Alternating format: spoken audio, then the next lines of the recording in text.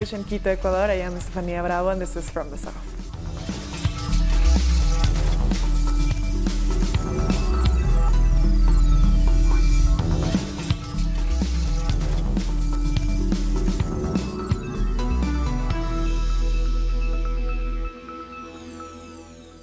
We start in Brazil, where on November 20th, people celebrate the Day of Black Consciousness to bring awareness to the Black struggle in Latin American countries, and also to raise awareness about their contributions. The day is observed throughout Brazil, though particularly by social movements. The landless workers movement is recognizing the country's quilombos and their struggle for land rights and sovereignty. The movement is also paying tribute to Black artists, LGBT activists, and elected officials involved in the struggle for equal rights. And staying in Brazil, more details are emerging of the team that will implement the law and orders agenda of Brazil's president-elect Jair Bolsonaro. Bolsonaro has already named as his justice minister Judge Sergio Moro, who led the case to imprison the former president Lula da Silva. Moro now says he will appoint others who worked with him on the car wash corruption investigation to top positions. His new head of the federal police will be Mauricio Baleixo. He is currently the federal police chief in Curitiba and carried out the arrest of Lula. I always say that I would be a fool if I didn't make use of the people who worked with me, especially in the Operation Car Wash investigation, because these people have already proven both their integrity and their efficiency.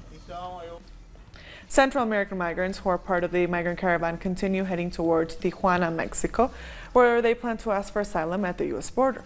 Migrants are gathering at a city park in the town of Mexicali. From there, the group plans to walk to Tijuana, where members of the first caravan group are camped out and awaiting processing their asylum request. Meanwhile, new groups are continuing to assemble to embark on the long journey from Honduras, Guatemala, and El Salvador. But as more and more migrants arrive at Tijuana, resources in various shelters are starting to run out. Officials say that the great number of arrivals has taken a toll on resources and estimate they can provide aid to migrants for just 10 more days. Nearly 3,000 migrants have arrived so far in Tijuana and are all awaiting to undergo the asylum request process.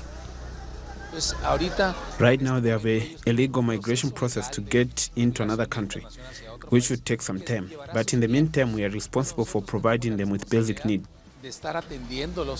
Our correspondent in Tijuana, Pablo Perez, gives us more details on the Migrant Caravan. Well, we're here again at the Deportivo Benito Juárez in Tijuana. This is the place where most of the Migrant Caravan is hosted so far. And, well, we have news. It seems that all the people, all the migrants that were detained, that were holded up at Mexicali, that's a city that's 170 kilometers away from here, they finally decided to retake the road to come to Tijuana and meet with the rest of the caravan. So they are betting on being stronger by numbers, being safer, and also having a bigger bargaining capacity to negotiate with the border authorities in order to be able to cross and apply for refugee or asylum. That is their ultimate goal, and it has been made difficult by Donald Trump's executive order that changed all the rules about the refugee status application that usually was made after entering the North American soil by any way. Many of them entered illegally, and then when they were detained by the Border Patrol, they applied for the refugee status. Well, that stopped with Donald Trump, but it has changed because a judge from California's court has vetted that executive order, and actually this judge's decision has changed because a judge from California's court has vetted that executive order, and actually this judge's decision had made the executive order unoperative for the time that the process on deciding if it is legal or not is taken. So there is a chance, there is a window of opportunity for these migrants to go to the American states after this judge's decision, and we are here waiting for them if they decide to take this opportunity or they decide to act in any other way. And as Pablo just mentioned, in a blow to U.S. President Donald Trump's immigration agenda, a federal judge has temporarily blocked his order to ban migrant asylum seekers from illegally crossing the Mexican border into the U.S. The ruling could have an immediate impact on thousands of members of the Migrant Caravan currently gathering in Tijuana. It effectively opens the door for more members of the caravan to request asylum in the U.S. The judge said that the president may not rewrite immigration laws to impose a condition that Congress has expressly forbidden.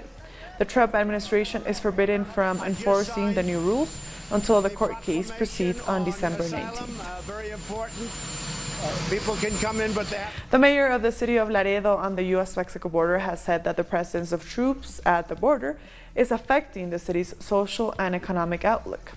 FtS said Laredo has a sensitive relationship with Mexico and that the military presence will cause a drop in trade between themselves and the Mexican city of Nuevo Laredo. Mexican residents account for almost half of Laredo's retail trade. We do depend heavily on the Mexican shopper, on trade, commercial trade, and the Mexican retail shopper. 40 to 50% of our economy is driven by our Mexican neighbors.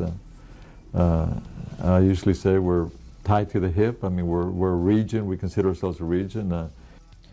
Still in the U.S., following the CIA's findings that pointed to Saudi Crown Prince Mohammed bin Salman as being behind the murder of journalist Jamal Khashoggi, U.S. President Donald Trump has defended his country's relationship with the Kingdom of Saudi Arabia while also casting doubt over the CIA's findings. Because it's America first for me. It's all about America first. We're not going to give up hundreds of billions of dollars in orders and let Russia, China, and everybody else have them. It's all about, for me, very simple. It's America first. Saudi Arabia, if we broke with them, I think your oil prices would go through the roof. I've kept them down. They've helped me keep them down. They didn't make a determination. And it's just like I said, I think it was maybe he did, maybe he didn't. They did not make that assessment. The CIA has looked at it. They've studied it a lot. They have nothing definitive. And the fact is, maybe he did, maybe he didn't. If you look at Iran, what they've done, they've been a bad actor. You look at what's happening in Syria with Assad, with hundreds of thousands of people killed. We are with Saudi Arabia. We're staying with Saudi Arabia. And by the way, just so everybody, I have no business whatsoever with Saudi Arabia. Couldn't care less. And United States Secretary of State Mike Pompeo has said that a strong response to the murder of Jamal Khashoggi could harm what he called the long and historic relationship between the U.S. and Saudi Arabia. So as the President said today, the United States will continue to have a relationship with the Kingdom of Saudi Arabia. They're an important partner of ours. We will do that with the Kingdom of Saudi Arabia, its people. That is the commitment that the President made today. It's that straightforward. By the way, this is a long, historic commitment and one that is absolutely vital to America's national security. We'll take a short break now. Don't go away.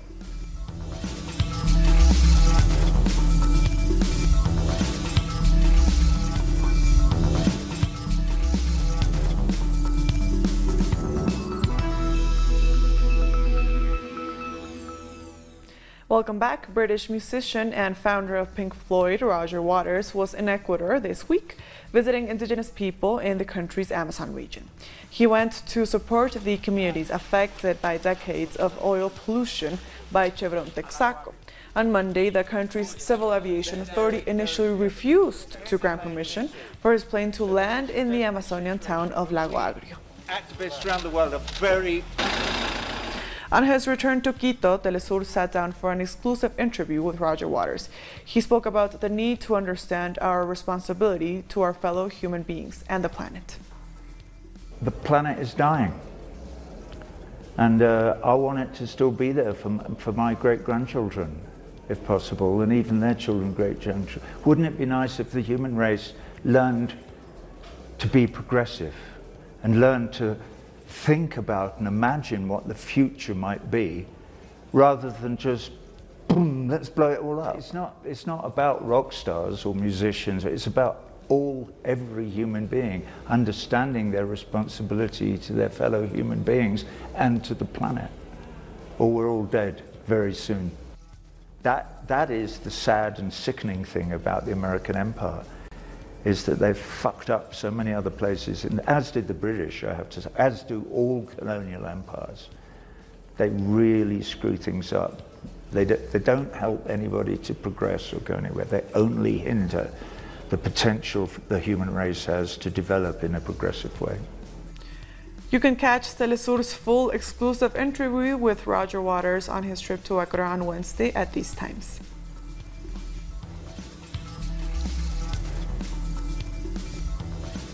Moving on, trade unions have taken to the streets of Lima, Peru to protest against the asylum request of former President Alan Garcia.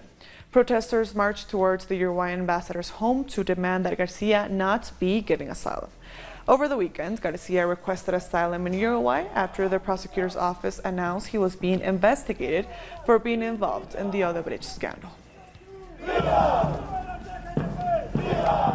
And the government in Colombia has agreed to resume talks with student movements after 40 days of a general strike to demand an increase in the education budget. Our correspondent in Bogotá, Paola Fernández, brings us more. Cordial saludo para usted y para todos los televidentes. Talks have restarted between public education representatives and the Colombian government. But just as these talks have restarted, various student marches from all across the country are heading towards Bogotá, demanding to meet with President Iván Duque.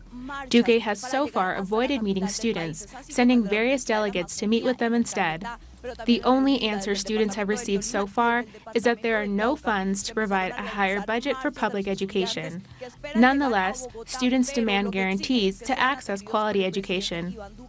Right now, the number of high school graduates far surpasses the number of available places in public universities.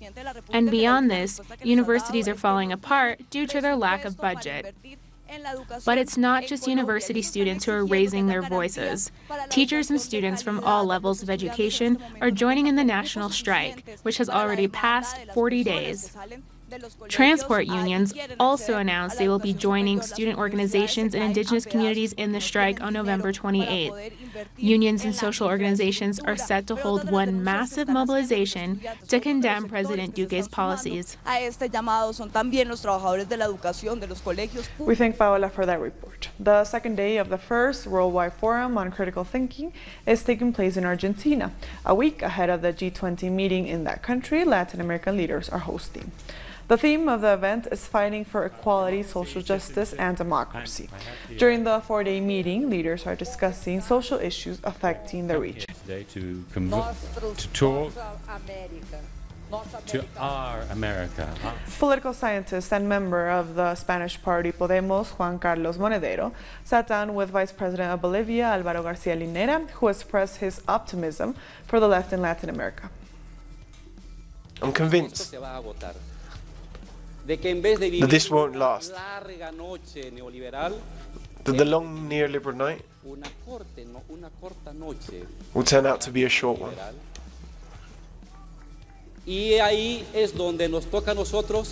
And that's where it's our responsibility to see what we've done well and see what we have done badly. The left must prepare to take power within the next few years. Our correspondent in Buenos Aires, Edgardo Esteban, brings us more from the forum's second day. We are here at the second day of Glasgow, as speakers have been welcomed with great anticipation, in particular the Bolivian Vice President Álvaro García Linera, who spoke about finding new ways to return to the years of prosperity when left-wing popular forces were in power. The mothers and grandmothers of the Plaza de Mayo will also contribute their experiences as activists standing against various right-wing government policies. Today's event is being attended by thousands of guests from around the world, who show great interest and enthusiastically participate in every forum.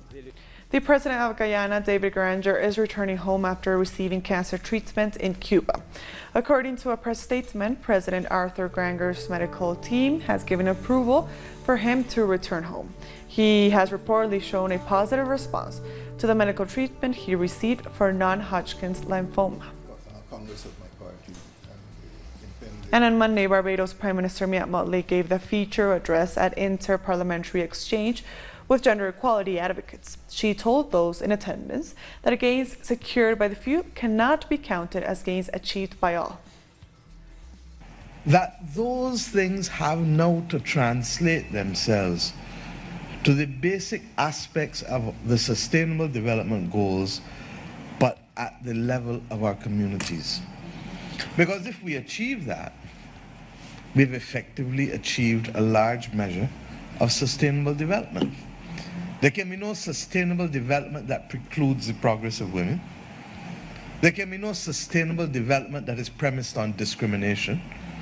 There can be no sustainable development that precludes opportunity. We'll be back very soon. Stay with us.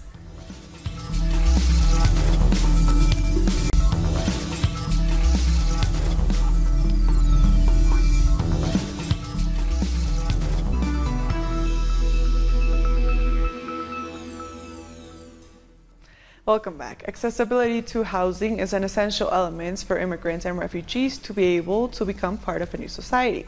The United Nations has reported that Spain does not have enough public housing for all those in need, and it also doesn't provide social policies to benefit them.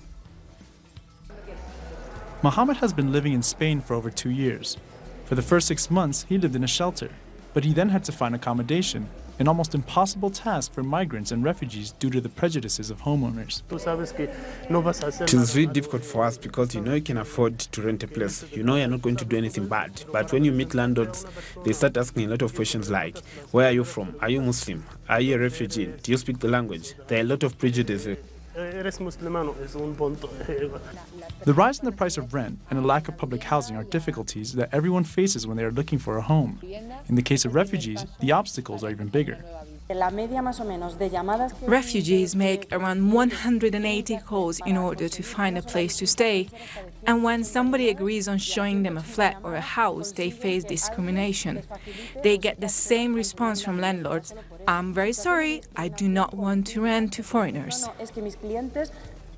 Xenophobic movements share a common discourse when they talk about refugees. For this reason, the Spanish Commission for Refugee Aid is trying to protect those most vulnerable. They ask refugees for more and more requirements in order to rent a place. Sometimes, instead of requiring a 1 or 2 months deposit, they ask for a 5-month deposit, which is a clear violation of the most fundamental human rights and the right of access to housing. In Spain, asylum seekers receive financial assistance for a few months to pay the rent, a guarantee that many other tenants do not offer. Mohammed denounces that ignorance is the main barrier to finding a home. The media only shows images of refugees who are jumping into the ocean, but does not go deep about why they are here, why they left their homes, their families. NGOs highlight that government bodies where complaints can be made are there only symbolically, and that these authorities can't do anything legally. This is why this campaign seeks to end the criminalization of migrants and allow them to access good living conditions.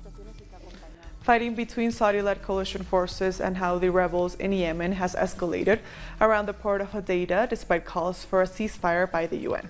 A spokesperson for the Saudi-led coalition said they rejected the ceasefire and will continue carrying out military operations. The war between the US-backed Saudi-led coalition and Houthi rebels has killed tens of thousands of people and pushed millions to the brink of starvation. Coalition has now advanced the battle line to 4 kilometers from Hodeidah harbor and 3 kilometers from the center of Al Hodeidah. The military operation is now going on, and its primary object is to destroy the Houthis' supply routes in various regions. Only the tempo of the military advancement with the city of Al Hodeidah may vary at different times.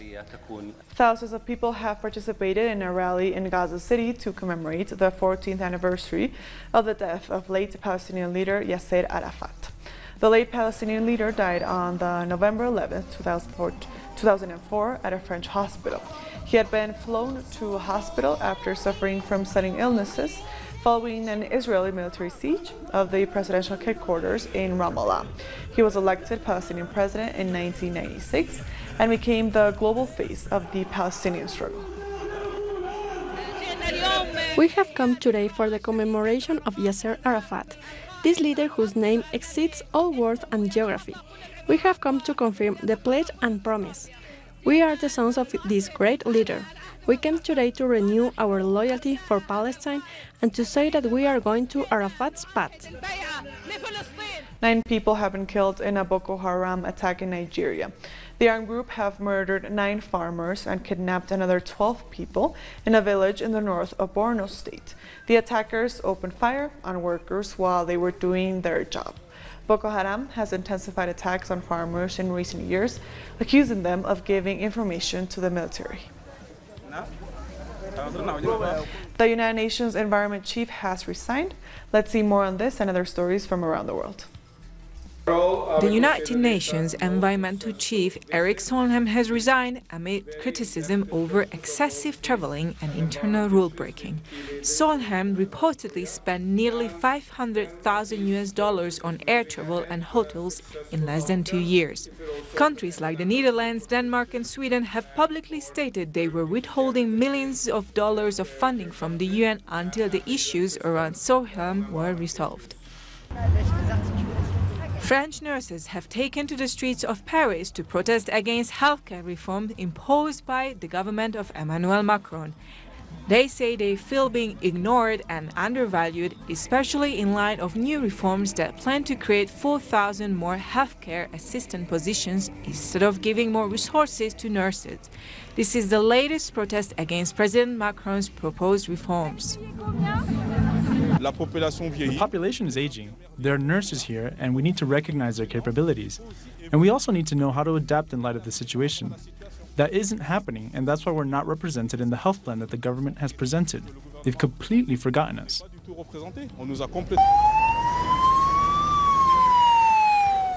At least 50 people have been killed and another 70 were injured in Afghanistan after a suicide bomber detonated his explosive in a large hall in the capital, Kabul, where hundreds of religious figures gathered to celebrate the birthday of the Prophet Muhammad. Officials fear the death toll will rise as many victims remain in critical condition. There has been no immediate claims of responsibility. When it comes to food, one person's yuck is another person's yummy. This is the reason behind Sweden's Disgusting Food Museum. The unique exhibit certainly shocks the senses. There's cheese simming with squirming maggots. There are also sheep's eyes juice, fermented shark, and even mouse wine. The Disgusting Food Museum lets people explore meals from around the world from another lens. The most disgusting food we have here at the exhibit. If you're looking at disgust as far as smell goes, the most disgusting and the most smelliest item we have here is the Icelandic shark. It's a fermented, sort of rotten Icelandic shark. Anthony Bourdain, the late TV personality, called it the single most disgusting thing he'd ever eaten, and I totally agree with him. It tastes like chewing on a urine-infested mattress. And with that disgusting story, we've come to the end of this news brief. These and other stories, as always, find them on our website at telesurenglish.net. And also join us on social media, on Facebook, on Twitter, and on Instagram. For Telesur English, I am Estefania Bravo. Thank you for watching.